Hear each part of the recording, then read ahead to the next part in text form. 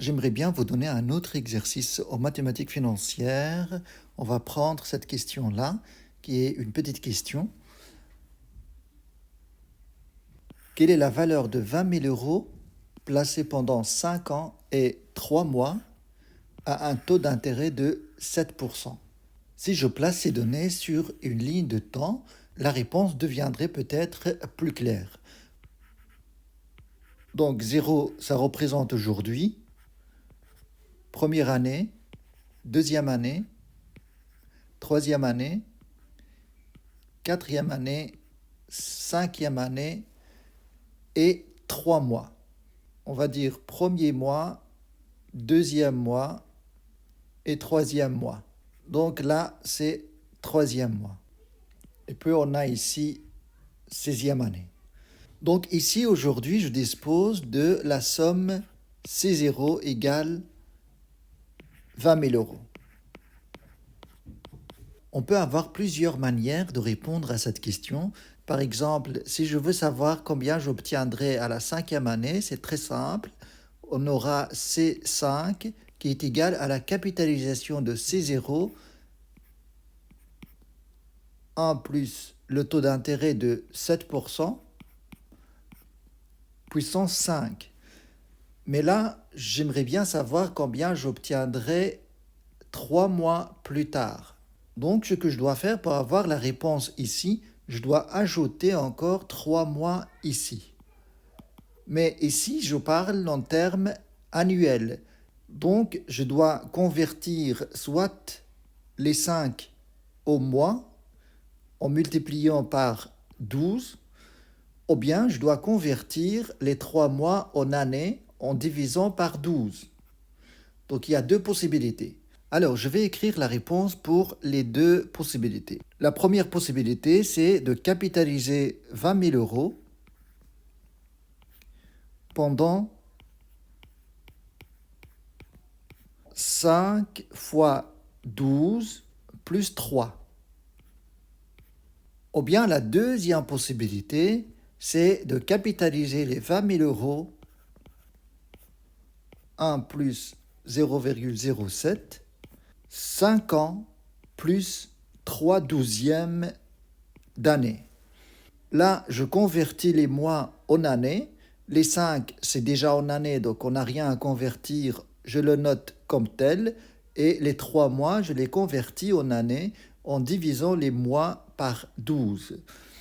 Et dans le premier choix, je convertis au mois. Donc là, c'est déjà 3 mois, donc j'ai rien à convertir en 3 mois. Et les 5 ans, je les convertis au mois en multipliant par 12. Par contre, une chose à préciser, c'est que ici, je raisonne en termes annuels. Donc, je dois avoir tout en année. Le taux d'intérêt est annuel, je le laisse comme ça. Mais dans cette solution-là, je raisonne en termes mensuels. Donc, je dois avoir un taux mensuel. Le taux de 7%, c'est annuel. Donc ici, je dois diviser par 12 pour avoir un taux proportionnel mensuel. Alors, je vais voir ce que ça donnerait les deux solutions. Je commence par la première. On a 20 000 multiplié par 1 plus 0,07 sur 12, tout puissance 5 fois 12, plus 3. Donc la première solution donne 28 851. 28 651 euros. On va voir maintenant la deuxième solution. Dans la deuxième solution, on a 20 000 fois 1 plus 0,07 puissance 5 plus 3 douzièmes. J'ai à peu près la même réponse. Je vous explique pourquoi il y a une petite différence. 28 529 euros. La solution la plus correcte, c'est celle-là. Et je vous explique pourquoi. Parce que dans la première méthode, j'ai utilisé ici un taux proportionnel. Or, le taux proportionnel n'est pas le taux équivalent. Si je veux savoir le taux mensuel équivalent à 0,07 annuel, je fais l'opération suivante. Je place une somme d'argent, peu importe laquelle, un 6 euros par exemple, ici, et un 6 euros ici. Je place un capital de 6 euros au taux annuel de 0,07.